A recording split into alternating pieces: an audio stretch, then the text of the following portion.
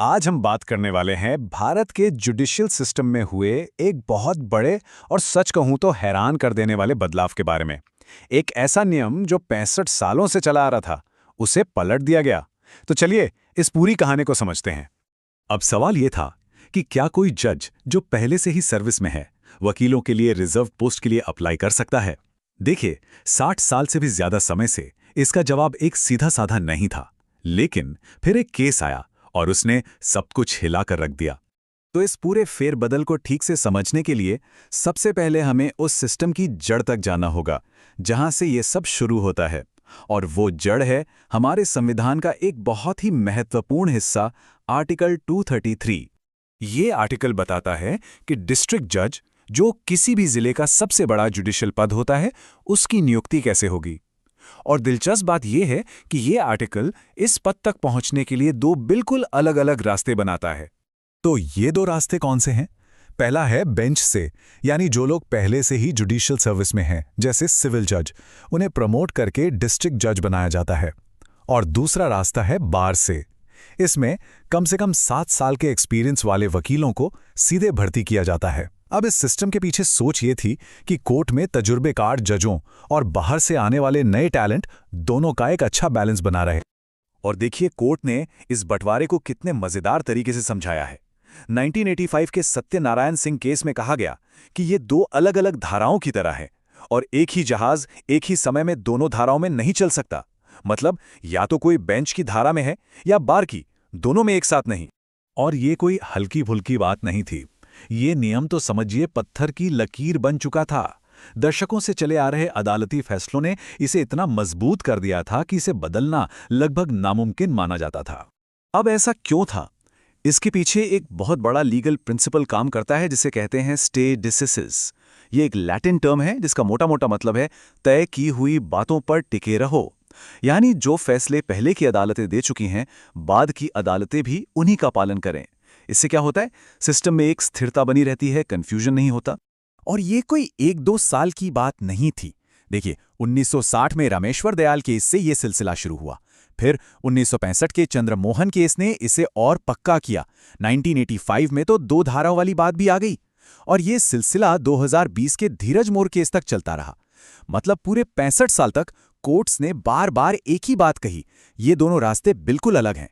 इसके पीछे का तर्क भी बड़ा सीधा था।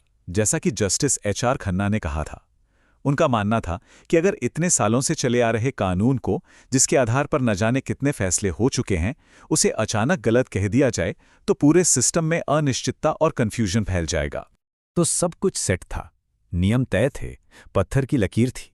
लेकिन फिर आया रजनीश केवी का मामला, जिसने इस पूरी स्थापित व्यवस्था को सीधे सीधे चुनौती दे दी।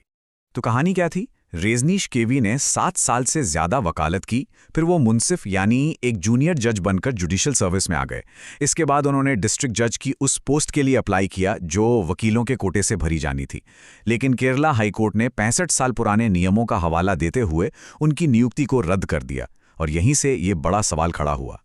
अब देखिए, पुराने नियम को सही ठहराने के लिए 2 मजबूत तर्क दिए गए। पहला था निरंतर अभ्यास का, मतलब आर्टिकल 233(2) ये कहता है कि कैंडिडेट को अप्लाई करते समय अभी भी एक प्रैक्टिसिंग वकील होना चाहिए। सिर्फ ये काफी नहीं है कि वो अतीत में वकील था।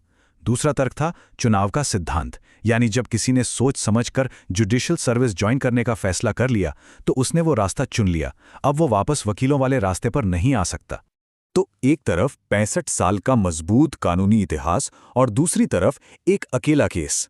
मामला सुप्रीम कोर्ट पहुंचा और सच कहें तो ज्यादातर लोगों को यही लग रहा था कि नतीजा तो पहले से ही तय है, पुराना नियम ही कायम रहेगा। लेकिन फिर आया साल 2025 और सुप्रीम कोर्ट ने एक ऐसा ऐतिहासिक फैसला सुनाया जिसने सारे नियमों को फिर से लिख दिया। ये एक ऐसा मोड़ था जिसकी किसी ने कल्पना भी नहीं की थी।